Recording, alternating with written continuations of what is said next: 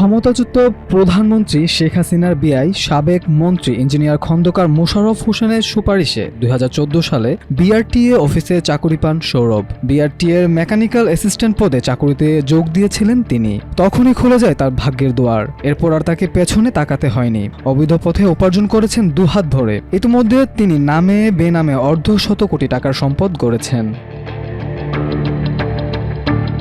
গত 11 বছরে তিনি বাবা, শ্বশুর, শ্যালক সহ বিভিন্ন জনের নামে বেনামে অর্ধশত কোটি টাকার সম্পদ গড়েছেন। কিনেছেন 10টি বাস, 4টি প্রাইভেট কার, আছে বেশ কয়েকটি সিএনজি চালিত অটোরিকশাও। শুধু তাই নয়, বিপুল অঙ্কের টাকা খরচ করে আওয়ামী লীগের মনোনয়ন নিয়ে মা কৃষ্ণা রানী সাহাকে বানিয়েছিলেন ফরিদপুর পৌরসভার কাউন্সিলর। পরে সৌরভের বাবা বিজয় কৃষ্ণ সাহা ফরিদপুর জেলা আওয়ামী লীগের নেতাদের আর্থিক সহায়তা করা শুরু করেন।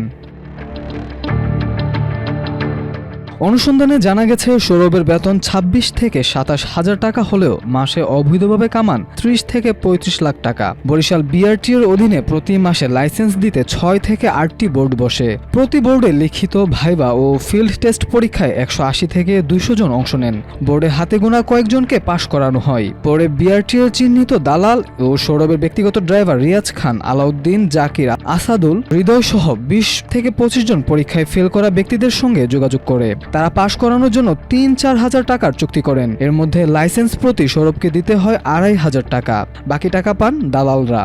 আর এভাবে মাসে তার অবৈধভাবে আয় দাঁড়ায় 30 থেকে 35 লাখ টাকা।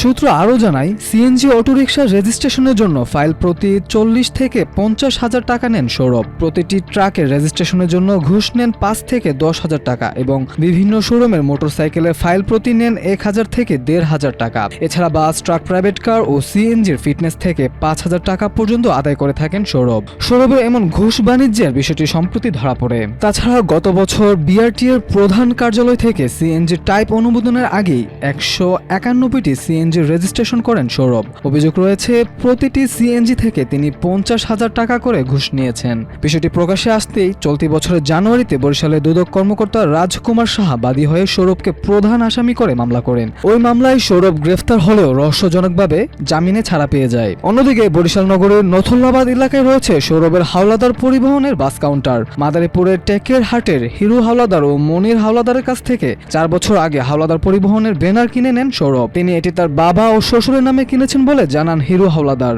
টাকা পয়সার লেনদেন থেকে শুরু করে সবকিছুই সৌরভ করেন বলে জানান হিরু হাওলাদার। হাওলাদার পরিবহনের মাদারীপুরের মুস্তফাপুর স্ট্যান্ডের চেকার জাহাঙ্গীর জানান, 4 বছর আগে সৌরভ সাহা হাওলাদার পরিবহন কিনেছেন বাবা এবং শ্বশুরের নামে। হাওলাদার পরিবহনের সৌরভের 5টি, আশিক পরিবহনের ব্যানারে 4টি এবং ফরিদপুর বাস মালিক সমিতিতে 1টি বাস রয়েছে। এই বাসগুলোর মধ্যে ঢাকা রুটে 4টি এবং বরিশাল, ফরিদপুর, ভাঙ্গা, খুলনা, গোপালগঞ্জ রুটে 10টি বাস রয়েছে তার। এর মধ্যে 6 মাস আগে তিনি 2টি নতুন বাস কিনেছেন বলে জানা গেছে। সৌরভ কুমার সাহার অনিয়ম, দুর্নীতি, 10টি গাড়ি ও 4টি প্রাইভেট কার থাকার বিষয়ে প্রশ্ন করা হলে তিনি আমার দেশকে বলেন, তার বাবার নামে একটি বাস আছে, এটি ফরিদপুর বাস মালিক সমিতির অধীনে চলাচল করছে। এছাড়া তার পিতার রেন্ট একার ব্যবসা রয়েছে। তিনি যে প্রাইভেট কার ব্যবহার করেন সেটি তার বাবার নামে। হাওলাদার পরিবহন তাদের নয় এবং এই পরিবহনে তার কোনো বাস নেই। এমনকি আশিক পরিবহনেও বাস থাকার কথা অস্বীকার করেন তিনি। এছাড়াও তিনি তার নামে অন্য কোনো বাস বা প্রাইভেট কার থাকার কথাও অস্বীকার করেন। আর তার আত্মীয় স্বজন ও বন্ধু বান্ধবের নামে বেনামে গাড়ি কেনা বা সম্পদ গড়ার বিষয়টিও অস্বীকার করেন তিনি। মাল্টিমিডিয়া ডেস্ক, আমার দেশ।